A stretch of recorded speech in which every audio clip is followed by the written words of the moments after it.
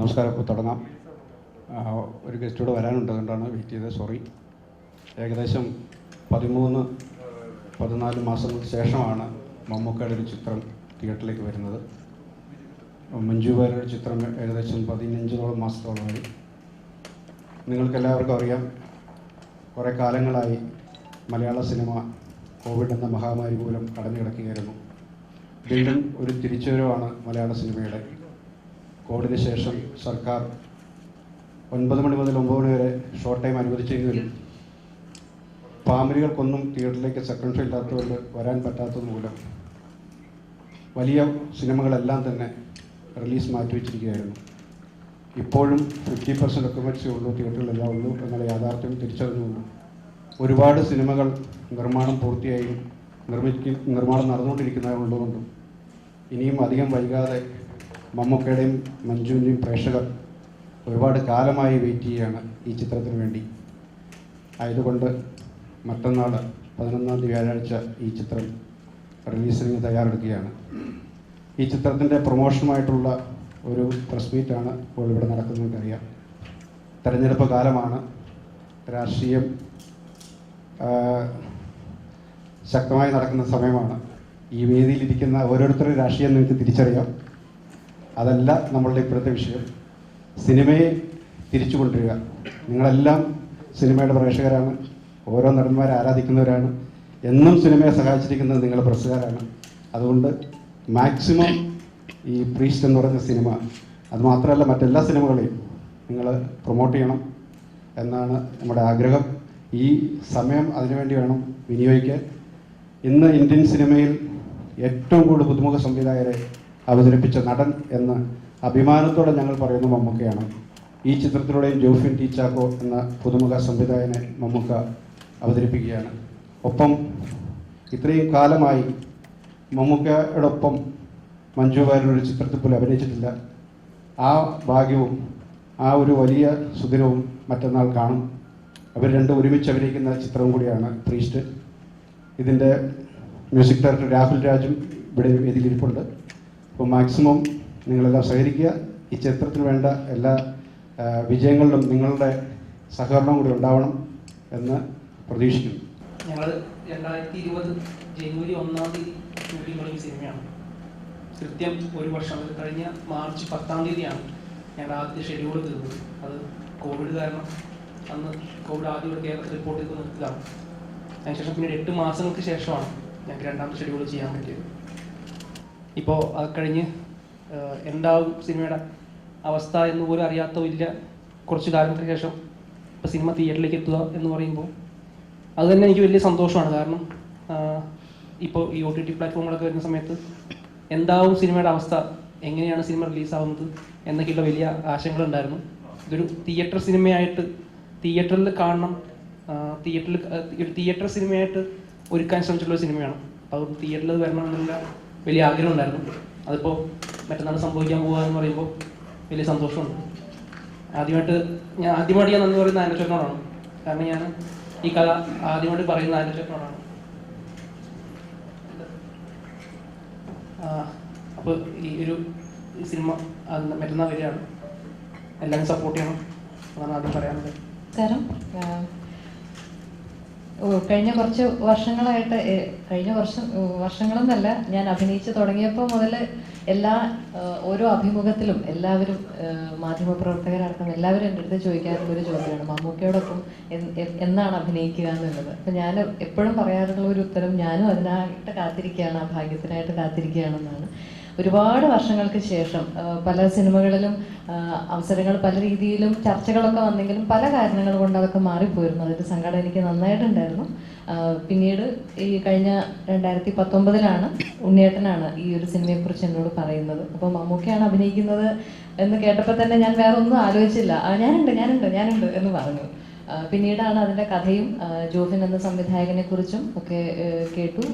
Andrew ചേട്ടനും അതിലുണ്ട് എന്നൊക്കെ അറിഞ്ഞു. അപ്പോൾ അതെല്ലാം കൂടി നല്ലൊരു കഥയും വളരെ പ്രതീക്ഷയുള്ളൊരു സിനിമയും കൂടിയാണ് എന്നുള്ളത് ആ ഒരു ഭാഗ്യത്തിൻ്റെ സന്തോഷം എന്നെ സംബന്ധിച്ച് ഇരട്ടിയാക്കി. അപ്പോൾ ഈ സിനിമ കാണാൻ പോവുകയാണ് നിങ്ങളെല്ലാവരും. എനിക്ക് ഏറെ സന്തോഷവും വിശ്വാസവും പ്രതീക്ഷയുമുണ്ട് ഈ സിനിമയെക്കുറിച്ച്. ഇത് പറഞ്ഞ പോലെ കോവിഡ് കാലത്തിന് ശേഷം തിയേറ്ററിലേക്ക് വരുന്നൊരു തിയേറ്റർ എക്സ്പീരിയൻസ് സിനിമ തന്നെയായിരിക്കും. ഇപ്പോൾ മ്യൂസിക് ഡയറക്ടർ എന്നുള്ള രീതിയിൽ ടെക്നിക്കൽ സൈഡിൽ നിന്ന് പറയുകയാണെങ്കിൽ ഒത്തിരി നമുക്ക് ശരിക്കും സമയം കിട്ടുകയും വളരെയധികം റിസർച്ച് ചെയ്ത് വർക്ക് ചെയ്യാൻ പറ്റിയൊരു സിനിമയാണ്. ഈവൻ മ്യൂസിക് കമ്പോസറും സൗണ്ട് ഡിസൈനറും തമ്മിലൊക്കെ വളരെ നല്ല ഇൻട്രാക്ഷനും ഒരു മൊത്തത്തിലൊരു തിയേറ്റർ അനുഭവമായിട്ടുള്ളൊരു സിനിമ ഒരിക്കലും ഒരു ഒ ടി ടി ഒരു രീതിയിലും കുറഞ്ഞു പറയുകയല്ല, ബട്ട് തിയേറ്റർ അനുഭവമായി തന്നെ കാണേണ്ട ഒരു സിനിമയാണ്. അത് കുറച്ച് ദിവസം വരെ അതിനൊരു അനിശ്ചിതത്വം ഉണ്ടായിരുന്നു. അപ്പോൾ എന്താണെങ്കിലും ആ അനിശ്ചിതത്വം മാറി, ആ കാർമേഘങ്ങൾ മാറി നല്ല ആകാശത്തിലേക്ക് നമ്മൾ വരികയാണ്. എന്താണെങ്കിലും വളരെ സന്തോഷം. ഇങ്ങനൊരു വേദിയിൽ നമുക്കോടൊപ്പം ഇരിക്കാൻ പറ്റിയത് തന്നെ ഒരു വലിയ ഭാഗ്യമായിട്ട് കരുതുകയാണ്. Thank you so much.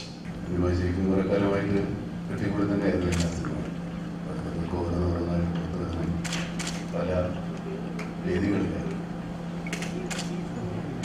ഒരുപക്ഷെ ഈ കോവിഡ് മഹാമാരി ഏറ്റവും കൂടുതൽ ബാധിച്ചത് സിനിമ മേഖലയാണ്. കാരണം ജനങ്ങളുടെ ജീവിതവും കഴിഞ്ഞതിനപ്പുറത്തേക്കുള്ളൂ മറ്റു വിനോദ ഉപാധികളില്ല.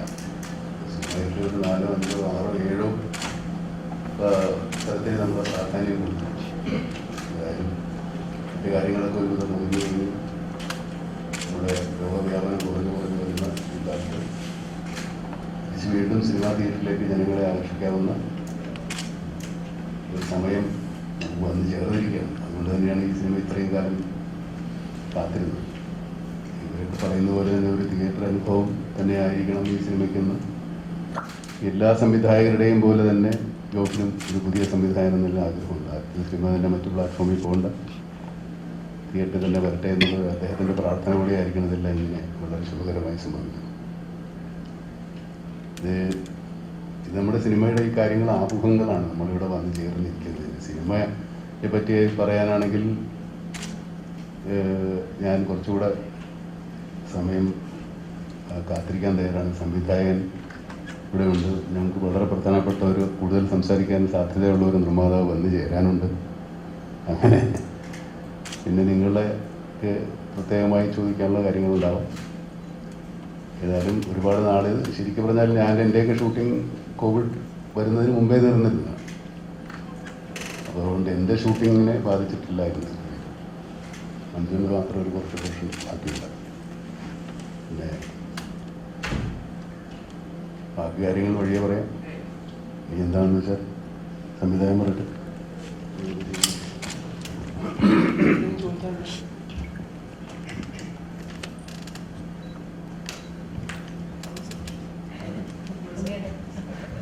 ഇതേ പറ്റിയല്ലേ ഞാൻ പറഞ്ഞു.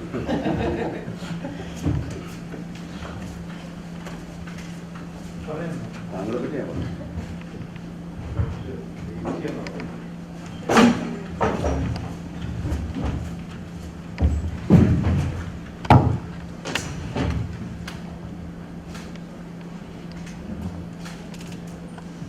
നമുക്കൊക്കെ ഈ കോവിഡ് സമയത്ത് ഈ തടി മുടിയൊക്കെയാണ് വളർന്നിരിക്കുന്നത്. ഇത് തന്നെയാണ് ഈ സിനിമയിലേക്കുള്ള ലുക്കും ആയിട്ട് നമുക്ക് കാണുന്നത്. അത് ഈ കോവിഡ് സമയത്ത് ഈ താടി വളർത്തിയത് ഈ സിനിമയ്ക്ക് പ്രത്യേക ഗുണം ചെയ്തിരുന്നു. ഭയങ്കര തമാശ എന്ന് പറഞ്ഞാൽ ഈ സിനിമയുടെ ഷൂട്ടിംഗ് കഴിഞ്ഞതിന് ശേഷം താടി വളർത്തും. സിനിമയ്ക്ക് വേറെ താടിയുണ്ട്. ഈ താടി ഈ സിനിമയിൽ കാണില്ല. ഇപ്പോൾ താടി കുറച്ചല്ലേ കാണാം. ഇത് ആ താടിയുടെ തുടർച്ചയാണെന്ന് വിചാരിച്ചാൽ ഇതിൻ്റെ താടി പഠിക്കേണ്ടി വന്നിട്ടില്ല. ഏകദേശം ഇപ്പോഴും എനിക്കൊരു ജനുവരി 21 കഴിഞ്ഞാണല്ലേ എൻ്റെ ഷൂട്ട്. മാർച്ച് 3 ശേഷം പിന്നെ ഞാൻ താടിയെ തൊട്ടിട്ടില്ല. അതിനിപ്പോൾ അങ്ങനെ വളർന്നിട്ട് ഇത്രയേ വളരുള്ളൂ എന്ന് എനിക്ക് തോന്നുന്നു. അങ്ങോട്ട് വളരാൻ സാധ്യത കുറവാണ്. അപ്പം അത് വേറെ ഒരു സിനിമയ്ക്ക് പ്രയോജനമാകും എന്നാണ് ഇപ്പോൾ കണ്ടുവരുന്നത്. കാരണം ഇപ്പോൾ അഭിനയിച്ചിരിക്കുന്ന സിനിമയിൽ താടിയുണ്ട്. ഇവരോട് താടിക്കഥ കുറെ നായികമാരോടൊപ്പം അഭിനയിച്ചിട്ടുണ്ട്. മഞ്ജുവായിട്ട് ആദ്യമായിട്ടുള്ള അഭിനയമാണ്. എങ്ങനെയുണ്ടായിരുന്നു മഞ്ജുവായിട്ടുള്ള ഒരു അഭിനയം?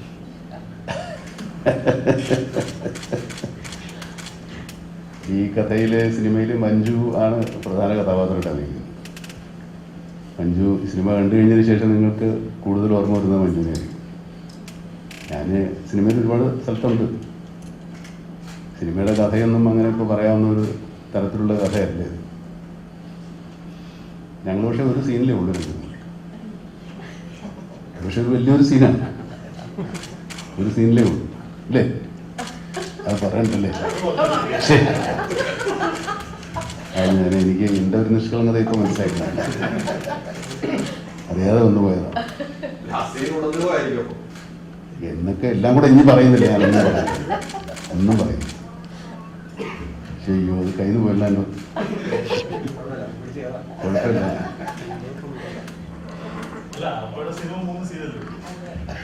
അതാണ് ഞാൻ നേരത്തെ പറഞ്ഞില്ല, ഈ പുള്ളിയാണ് നേരത്തെ കാര്യമായിട്ട് സംസാരിക്കുമെന്ന് പറഞ്ഞത്. എന്നാ പിന്നെ പിടിച്ചാട്ടെ.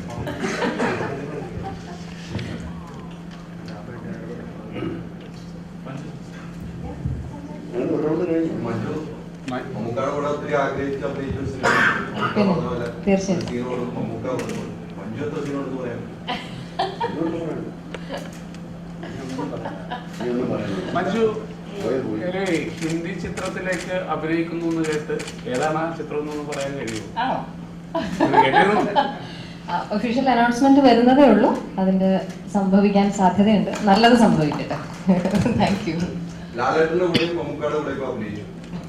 ഈ ലാലേട്ടനും മമ്മൂക്കായിട്ടുള്ള വ്യത്യാസം എന്താണ് ഈ ലൊക്കേഷൻ ഫീൽ ചെയ്തത്?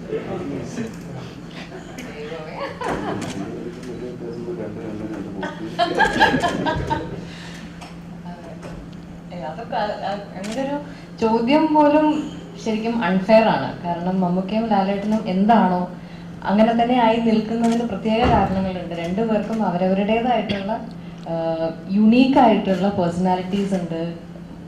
അത് എല്ലാവർക്കും അറിയാം. അതിപ്പോൾ ഞാൻ അതിനെക്കുറിച്ചൊന്നും അഭിപ്രായം പറയാൻ പോലും അർഹയല്ല. ആ രണ്ട് വലിയ നമ്മുടെ മലയാള സിനിമയുടെ തന്നെ രണ്ട് വലിയ തൂണുകളാണല്ലോ മമ്മൂക്കയും ലാലേട്ടനും. അത് രണ്ടുപേരും മമ്മൂക്കയുടെ കൂടെ ഒരു സിനിമയിൽ അഭിനയിക്കാൻ പറ്റിയിട്ടുള്ളൂ. ഇനിയും ഒരുപാട് സിനിമകൾ ഉണ്ടാവണം എന്ന് ഞാൻ ആഗ്രഹിക്കുന്നു, പ്രതീക്ഷിക്കുന്നു. ലാലേട്ടനോടൊപ്പം അഭിനയിക്കുന്നതും ഇനിയും അതിനുള്ള ഭാഗ്യവും എനിക്ക് ഇനിയും ഉണ്ടാവണം എന്ന് ആഗ്രഹിക്കുന്നു. ഒരാൾ മാത്രം. ഈ സ്റ്റാർ വാല്യൂ എന്നുള്ള അതിനപ്പുറത്തേക്ക് സ്റ്റാർ വാല്യൂ പോലും ചിലപ്പോൾ സിനിമ രക്ഷിക്കില്ല എന്നുള്ള ഒരു കാലഘട്ടം നമ്മൾ തിരിച്ചറിഞ്ഞൊരു കാലഘട്ടമാണ് ഇപ്പോൾ ഈ കഴിഞ്ഞിട്ട്. ഇപ്പോൾ ഈ കോവിഡ് കാലഘട്ടം അവിടെ നിർമ്മാതാക്കൾക്ക് എന്ത് പറയാനുള്ളതാണ്? പ്രത്യേകിച്ച് OTT പ്ലാറ്റ്ഫോം വന്നു. അപ്പോൾ എത്രത്തോളം സേഫാണ് നിങ്ങൾ പ്രൊഡ്യൂസേഴ്സ് എന്ന കാര്യം?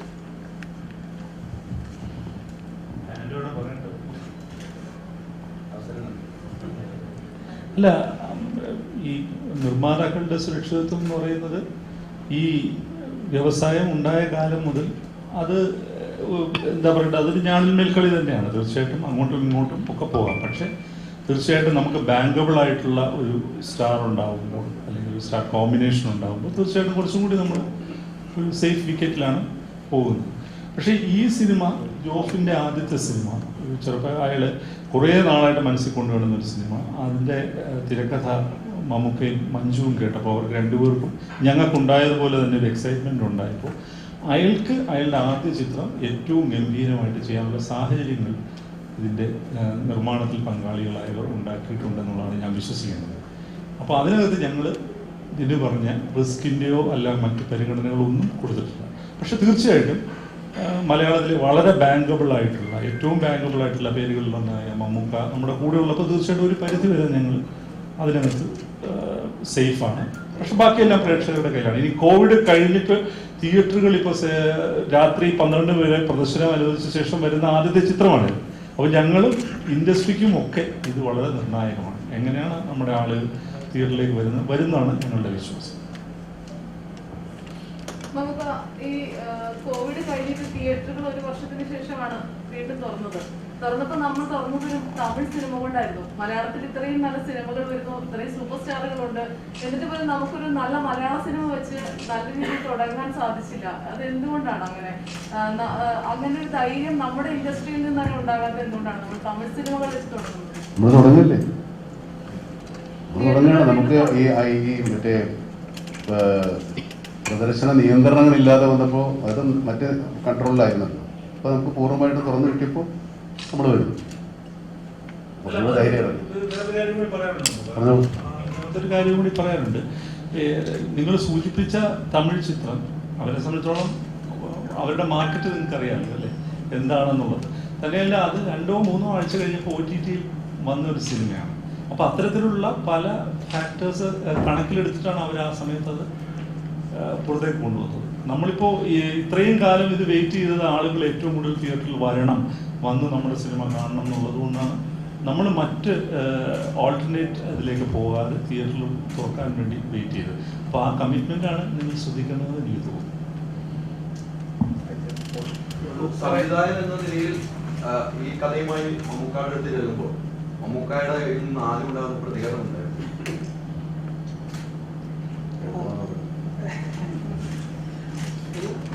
ഞാനൊരു 3 മണിക്കൂർ എടുത്തിട്ടാണ് മമ്മൂക്കയുടെ കഥ പറഞ്ഞത്. സിനിമ വോയിസ് പറയരുത്, നമ്മൾ കഥ കേട്ടിട്ട് ആദ്യം കൊള്ളാം എന്നാണ്. ഇത് പ്രൊഡ്യൂസേഴ്സിനോടാണ് നിരന്തരമായിട്ട് നമ്മൾ ഓരോ പടം ഇറക്കി കഴിയുമ്പോൾ 2 ദിവസത്തിനുള്ളിൽ ഇത് ഇന്റർനെറ്റുകളിൽ വ്യാപകമാകുന്നുണ്ട്, അല്ലെങ്കിൽ മൊബൈൽ ഫോണുകളിലടക്കം കിട്ടുന്നുണ്ട്.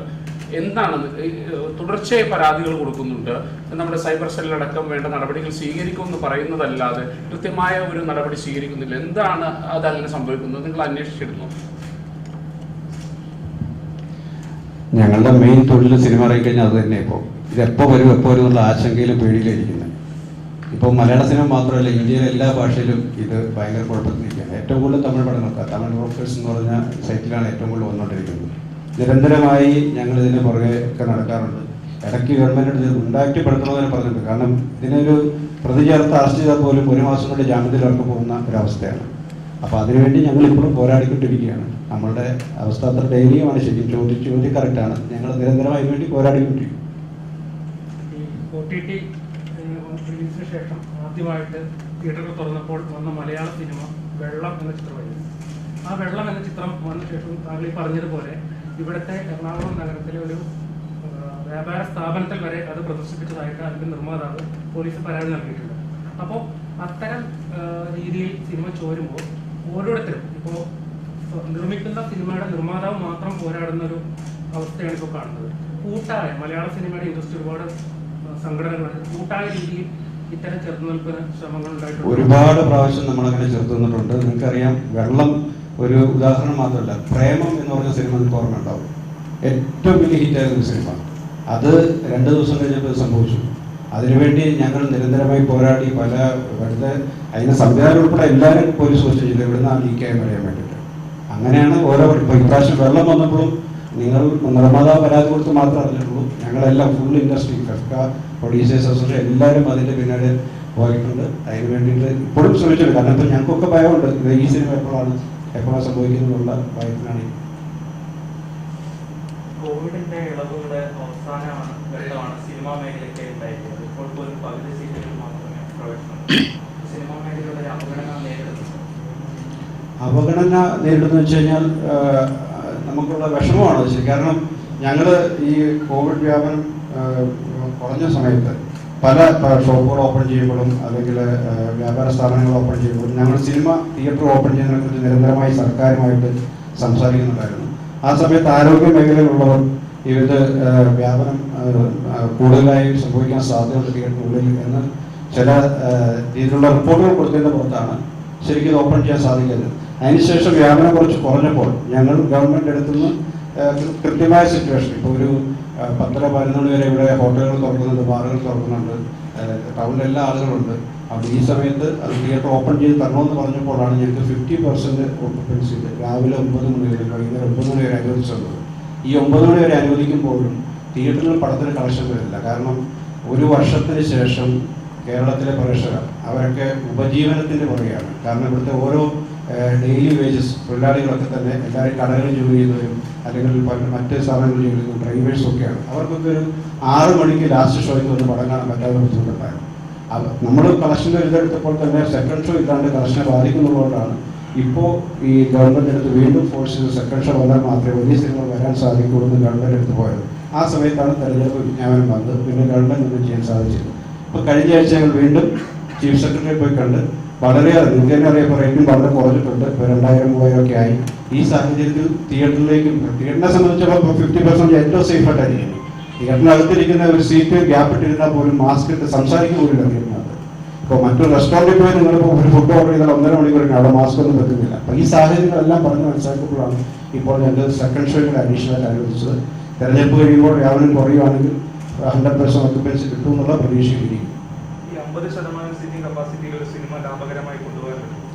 അത് ലാഭകരമായി കൊണ്ടുവച്ച സിനിമ 2-3 ഇപ്പോൾ ഒരു വലിയ സീസണിൽ ഇപ്പോൾ ഒരു സമയത്ത് ഒരു 2-3 വലിയ സിനിമകൾ ഇറങ്ങാൻ സാധ്യതയുണ്ട്. അപ്പോൾ ഇങ്ങനെ നിൽക്കുന്നതുകൊണ്ട് പലരും റിലീസ് വൈകിക്കുന്നുണ്ട്, കുറച്ചുകൂടെ 100% വരാൻ വേണ്ടി. ഈ സാഹചര്യത്തിൽ നമ്മളൊരു സിനിമ ചെയ്യുമ്പോൾ ഇപ്പോൾ ഒരു തിയേറ്ററിൽ നമ്മൾ 50% ഉണ്ടെങ്കിൽ 2 തിയേറ്ററിലായിട്ട് കൊടുത്ത് അത് പരിഹാരം കാണാൻ. ഇപ്പോൾ 2 തിയേറ്റർ ഒരേ സമയം റിലീസ് ചെയ്യുമ്പോൾ 50-50 എടുക്കുമ്പോൾ 100% വരും. ആ രീതിയിലാണ് കാൽക്കുലേറ്റ് ചെയ്യുന്നത്. ദൃശ്യം പോലെ ഒരു സിനിമ OTT പ്ലാറ്റ്ഫോമിൽ നിലവിൽ കൊടുത്തു. പിന്നീട് ഇത് തിയേറ്ററിലേക്ക് കൊണ്ടുവരുന്ന നടപടിയുമായിട്ട് ഇതിന്റെ അടിയറ പ്രവർത്തനം മുന്നോട്ട് പോകുന്നുണ്ട്. അത്തരം സിനിമകൾ വീണ്ടും തിയേറ്ററിൽ ഓടിക്കാനുള്ള നടപടിക്രമമായിട്ട് മുന്നോട്ട് പോയാൽ നിങ്ങളൊക്കെ അത് എതിർക്കും? ഞങ്ങൾ ഒന്നിനും ഇതുവരെ എതിർക്കുന്ന ആളുകളല്ല. ഇവിടെ സിനിമ നന്നായി കാണണമെന്ന് മാത്രമേ ആഗ്രഹിക്കുന്നുള്ളൂ.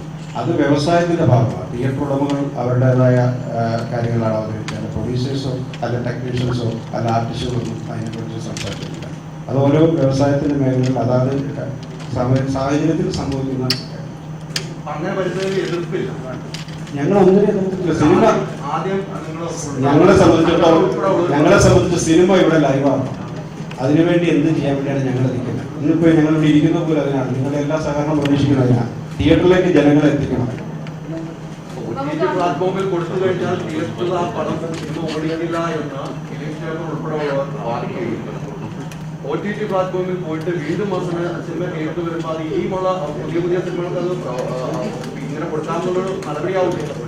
വീണ്ടും നഷ്ടമല്ലേ തിയേറ്ററുകാർക്ക്? ഞങ്ങൾ ഇവിടെ തിയേറ്ററിലേക്ക് OTT പ്ലാറ്റ്ഫോമിൽ ഇനി സിനിമകൾ കൊടുക്കരുതെന്നൊന്നും വാശി പിടിച്ചിട്ടില്ല. കാരണം ഇവിടെ നിലവിലുള്ള അവസ്ഥ എന്ന് പറഞ്ഞാൽ ഏകദേശം 80ഓളം സിനിമ ചിത്രീകരണം പൂർത്തിയായിട്ടുണ്ട്. ഈ 80 സിനിമകളും തിയേറ്ററുകളൊന്നും എല്ലാം പ്രദർശിപ്പിക്കാനും പറ്റത്തില്ല. പലരും വിഷു കഴിഞ്ഞിട്ട് തെരഞ്ഞെടുപ്പ് കഴിഞ്ഞിട്ട് റിലീസിന് വേണ്ടി വെയിറ്റ് ചെയ്യുന്നവരുമുണ്ട്. അപ്പോൾ അവസരം കിട്ടുന്ന ആളുകളൊക്കെ OTT പ്ലാറ്റ്ഫോം റിലീസ് ചെയ്യുന്നത് നമ്മൾ അത് തടസ്സം നിൽക്കുന്നില്ല. അങ്ങനെ വരുന്നത് നമുക്ക് സന്തോഷമേ ഉള്ളൂ. ഇത് നിലനിൽപ്പാണ് ഇപ്പോഴത്തെ നിർമ്മാതാക്കളുടെ ആവശ്യം, തിയേറ്ററുകാരുടെയൊക്കെ ആവശ്യം. പിന്നെ അതിലെല്ലാം ഒരു സിനിമ സജീവമാക്കുക എന്നുള്ളതാണ് ഞങ്ങളുടെ എല്ലാവരുടെയും ആവശ്യം. അതുകൊണ്ടാണ് മമ്മൂക്കാക്ക് ഇന്ന് ഷൂട്ടിംഗ് നിർത്തി ഇവിടെ വന്നിരിക്കുന്ന മഞ്ജുവിന് പോകേണ്ടായിരുന്നു. എല്ലാവരും ഇതിന് വേണ്ടി നിങ്ങളുടെ സഹകരണവും അതിനാണ് ഞങ്ങൾ പ്രതീക്ഷിക്കുന്നത്. നമുക്ക് മാർച്ച് 3-ന് ക്രിസ്റ്റിന്റെ ഷൂട്ടിംഗ് കഴിഞ്ഞിട്ട് പിന്നെ ഒരു വലിയ ഗ്യാപ്പായിരുന്നു, ലോക്ക്ഡൌൺ ആയിരുന്നു. നമുക്കതൊന്നും പുറത്തിറങ്ങാൻ പറ്റിയിട്ടില്ല ആ സമയത്ത്. എങ്ങനെയായിരുന്നു ആ ഒരു കാലത്തെ കണ്ടത്? എങ്ങനെയായിരുന്നു അതൊക്കെ ഒരു ഉപകാരപ്രദമാക്കി?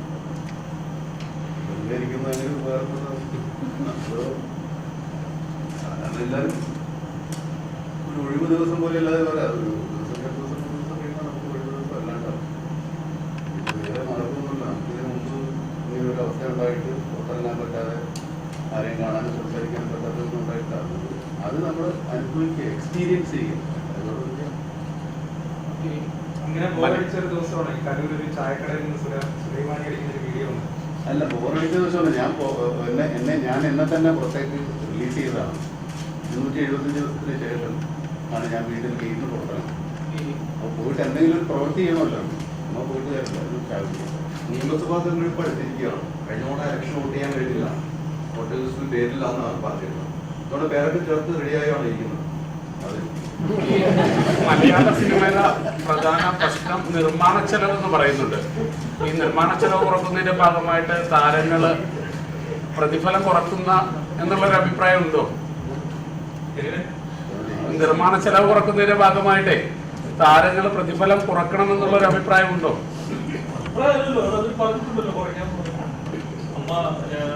കോവിഡ് കഴിഞ്ഞപ്പോഴേ ഞങ്ങൾക്ക് ഈ പടത്തിലൊക്കെ ഗംഭീര കൃഷി ചെയ്തത് അതാണ് ഉദ്ദേശിക്കുന്നത്. ഭാവിയിലുണ്ടാകും പടത്തിനനുസരിച്ചല്ലേ അവരോടൊക്കെ ചോദിക്കുന്നത്. ഞങ്ങൾക്ക് അവർ വളരെ ഗംഭീരമായിട്ട് ഉണ്ണികൃഷ്ണൻ സാറേ, ഇതിലെ വേറെ പ്രശ്നം രാഷ്ട്രീയം പറയുന്നതുകൊണ്ട് താരങ്ങൾക്ക് അവസരം നഷ്ടപ്പെടുന്നു എന്ന് പറഞ്ഞൊരു വിവാദം ഉയർന്നു വന്നിരുന്നു. കഴിഞ്ഞ ദിവസം കൃഷ്ണകുമാർ അത്തരത്തിലൊരു അഭിപ്രായം പറഞ്ഞു, തന്റെ മകൾക്ക് അവസരം നഷ്ടപ്പെടുന്നു എന്ന്. ശ്രദ്ധയിൽപ്പെട്ടിരുന്നു അങ്ങയുടെ? ഈ സിനിമാ താരങ്ങൾ സജീവമായിട്ട് രാഷ്ട്രീയത്തിൽ ഇറങ്ങുന്നുണ്ട്. മമ്മൂക്കായിട്ട് പിഷാരടി പരസ്യമായിട്ട് ഇറങ്ങി, ധർമ്മജൻ പരസ്യമായിട്ട് ഇറങ്ങി. ഈ സിനിമയിൽ അഭിനയവും രാഷ്ട്രീയവും ഒരുമിച്ച് കൊണ്ടുപോകാൻ കഴിയുമോ ഇവർക്ക്? അതിൽ വിശ്വസിക്കുന്നുണ്ടോ? അല്ല, മമ്മൂക്കാട് ഒരു അഭിപ്രായം ഉണ്ടല്ലോ, മമ്മൂക്കായി സജീവമായിട്ട് ഞാനെങ്ങനെ അറിയുന്നു? ഞാനിപ്പോൾ അത് ചെയ്തിട്ടില്ലല്ലോ. അതിൻ്റെ ഒറ്റ മറുപടിയല്ലേ ഉള്ളൂ. ഇവിടെ ഗണേഷ് കുമാറും മുകേഷും ഇന്നസെൻ്റൊക്കെ രാഷ്ട്രീയവും സിനിമയും ഒരുമിച്ചെല്ലാം കൊണ്ടുവന്ന് എനിക്ക് കണ്ടുകൊണ്ടിരിക്കുന്നില്ല. നാളെ പിഷാരടിക്കും ധർമ്മജനൊക്കെ സംഭവിക്കും. നമുക്കെല്ലാവർക്കും രാഷ്ട്രീയമുണ്ട്, ഓരോരുത്തർക്കും അവരുടേതായ രാഷ്ട്രീയമുണ്ട്. സിനിമയ്ക്കകത്ത് കലയിൽ ഞങ്ങൾ രാഷ്ട്രീയമില്ല. നമുക്ക് വളരെ പ്രകടമായിട്ട് രാഷ്ട്രീയം നിലവാരം എടുത്തിട്ടുള്ളതാണ്. ആ രാഷ്ട്രീയ നിലപാട് മറച്ചു വെച്ചിട്ടുമില്ല. പക്ഷേ ഇത്തരം ചോദ്യങ്ങൾ വരുമ്പോൾ എന്തുകൊണ്ടത് അതിനകത്ത് തുറന്നു പറയാൻ മടിക്കുന്നുള്ളൊരു ഞാനെന്തിനും തുറന്നു പറയാൻ പഠിക്കാം? ഞാൻ തുറന്നു പറഞ്ഞിട്ടുണ്ടെന്നല്ലേ പറഞ്ഞത്, നിങ്ങൾ തന്നെ പറയുന്നത്. ഞങ്ങൾ ചോദ്യങ്ങൾ ഉന്നയിക്കുമ്പോൾ നമുക്കിത് ചോദിക്കാനുള്ള പ്രധാന കാരണം ഓരോ തെരഞ്ഞെടുപ്പ് രാജ്യത്തും മമ്മൂട്ടി സ്ഥാനാർത്ഥി ആയിരിക്കും എന്നാണ് പറയുന്നത്.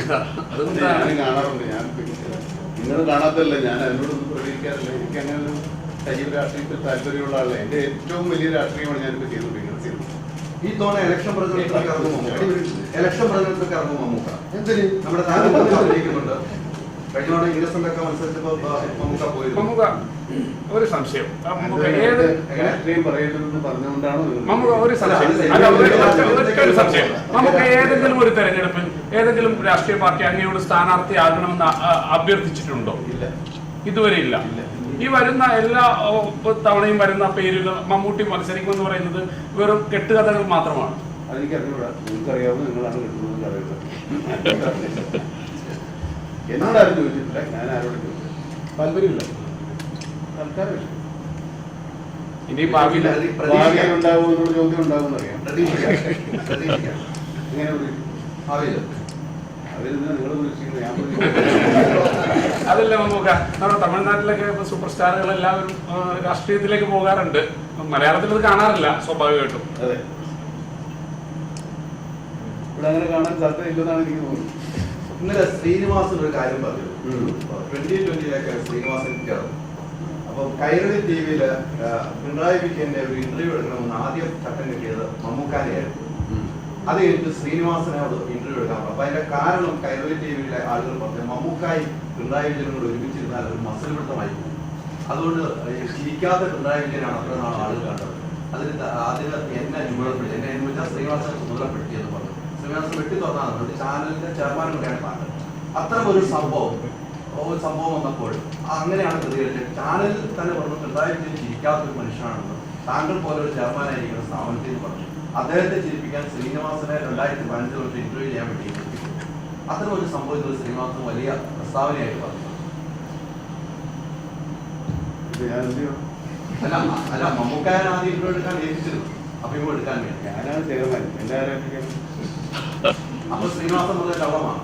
എന്നെ പറ്റി ഉള്ളോടി ചോദിച്ചു, ഞാൻ പറഞ്ഞിട്ടില്ല. അദ്ദേഹത്തിന് പറയാമോ? അദ്ദേഹത്തിന് പറയാമോ? സത്യസന്ധമായ ഒരു തീരുമാനത്തിലല്ല ഇന്നലെ ശ്രീനിവാസൻ പറഞ്ഞിരിക്കുന്നത്. ചെയർമാനായ താങ്കൾ പോലും അറിയാതെ ഇങ്ങനെ തീരുമാനം.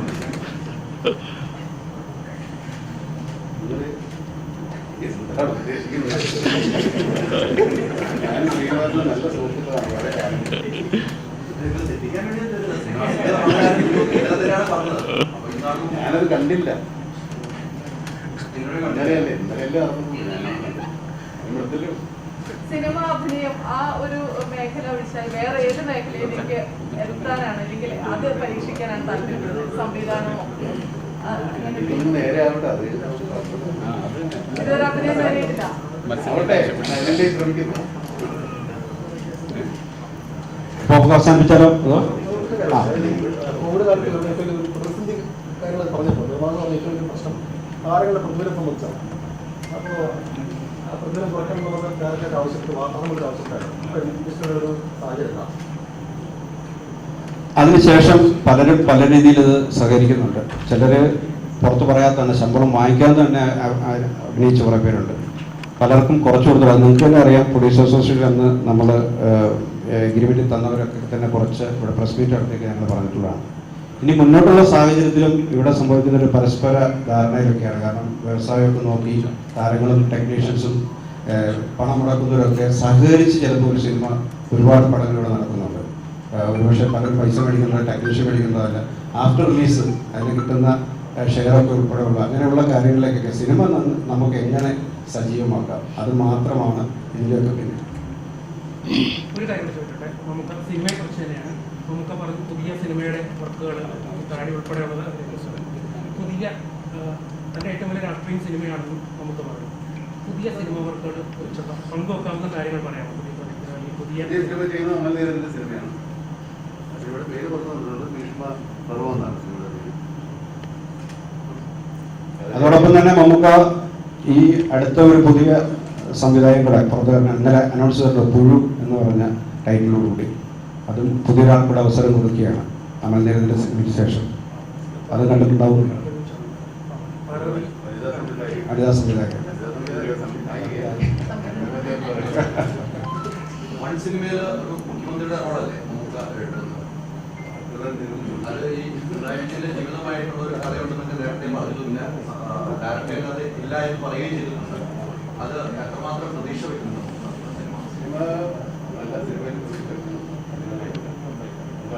നിങ്ങളല്ലേ തീരുമാനിക്കും. മമ്മൂട്ടി ഒരു മുഖ്യമന്ത്രി ആയാൽ എന്തായിരിക്കും നാട്ടിൽ? മുഖ്യമന്ത്രി ആ ഒരു സാധ്യതയില്ല. ആയാൽ എന്തെല്ലാം